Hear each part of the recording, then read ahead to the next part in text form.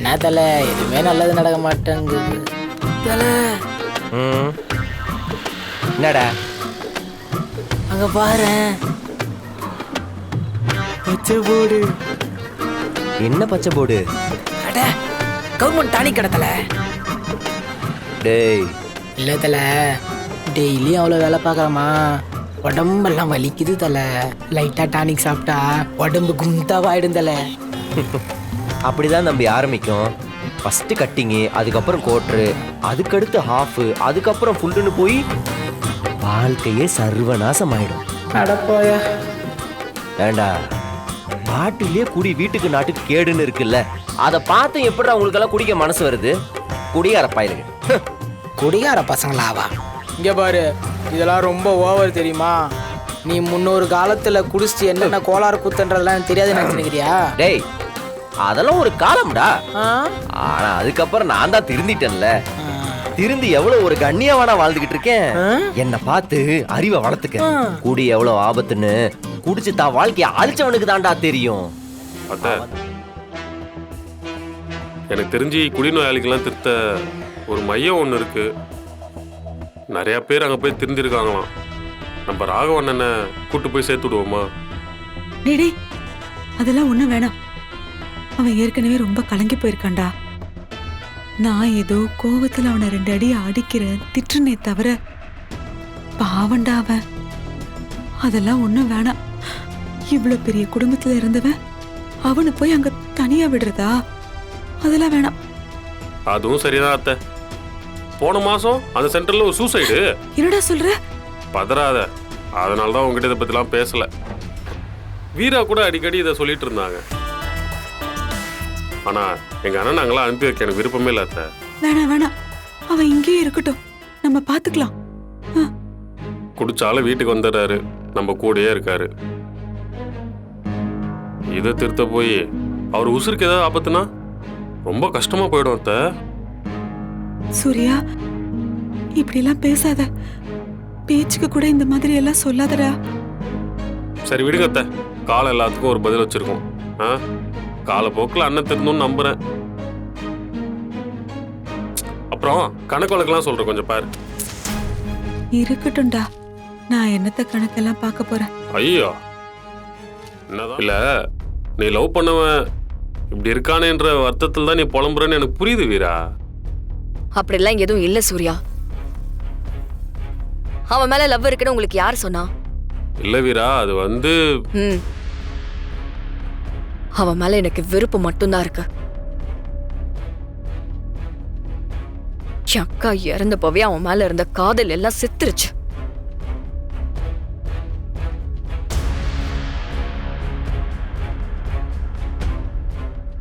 வீரா, இந்த லைஃப் போனா வேற லைஃப் இல்லையாண்ணா? உன்னெல்லாம் உள்ளங்கையில வச்சு தாங்குற மாதிரி ஒருத்தன் வருவான் பாரு.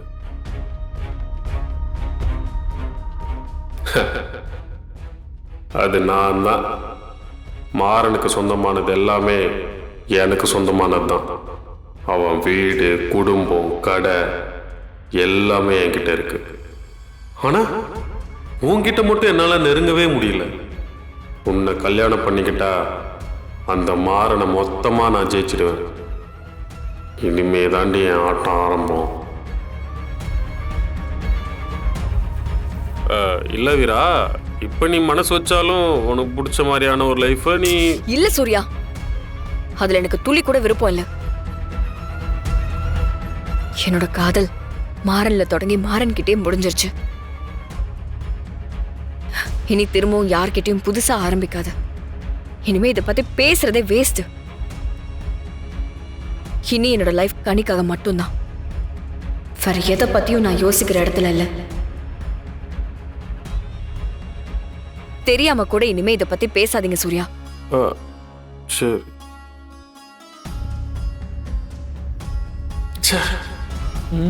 முத்து, அம்மா, இல்ல வீரா ஆபீஸ்ல வேலையெல்லாம் ஒழுங்கா நடக்குது இல்ல? அவளுக்கு எந்த பிரச்சனையும் இல்லையே? என்னம்மா இப்படி கேட்டுட்டீங்க?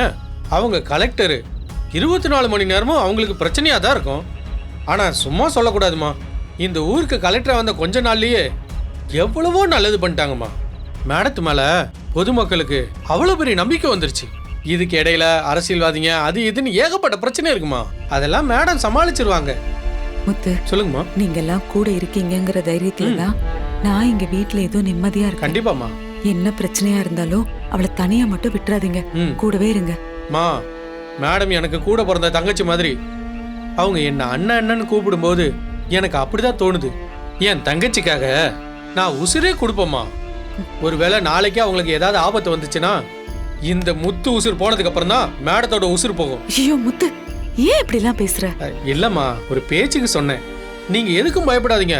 அவங்க நல்ல மனசுக்கு அவங்கள சுத்தி எப்பவுமே நல்லவங்க தான் இருப்பாங்க. அவங்களுக்கு எதுவுமே ஆகாதுமா. ஆமா, ஒரு நிமிஷம்.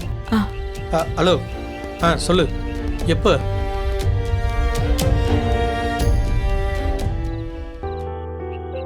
நீ எதுக்குடா ரோட்ல எல்லாம் சண்டை போடுற? அதுவும் அவ கண்ணில் படுற மாதிரியா சண்டை போடுவ? உங்களுக்குள்ள இருக்கிற விரிசல் இன்னும் அதிகமா தாண்டா ஆகும். அத்தை, நான் தப்பு பண்ணல. என் கண்ணு முன்னாடி எங்க அண்ணன் ஒருத்தன் அடிக்கிறான். அவன் கையில போட்டிருக்கிற மோதிரத்தை களவாட பாக்குறான். அதை எப்படி அத்தை நான் பார்த்துட்டு இருக்க முடியும்?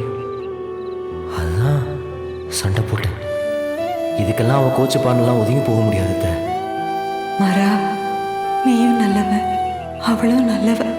விதிதான் உங்களை இப்படி பிரிச்சு வச்சிருக்கு. கடவுள் ஏதாவது ஒரு அதிசயம் செஞ்சு உங்களை திரும்ப ஒன்னா சேர்த்துடணும். எல்லாம் சீக்கிரம் சரியாயிடும். என்ன பார்த்துட்டு இருக்கு அத்தை? வாடா வா. என்ன மருமகனை பார்த்து ரொம்ப ஃபீல் பண்ற போல? சிச்சி, அதெல்லாம் ஒண்ணும் இல்ல. புரியுது.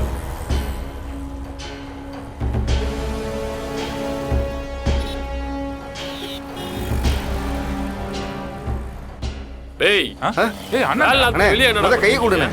கையை கொடுண்ணே. என்ன மனசுனே உனக்கு? அண்ணா, உங்களுக்கு கூட நாங்க என்னமோ நினைச்சேன்னா, ஆனா உங்க பங்காளிய நீங்க விட்டு கொடுக்க மாட்டீங்கன்னு நிரூபிச்சிட்டீங்கண்ணா. நான் எங்க நிரூபிச்சேன்?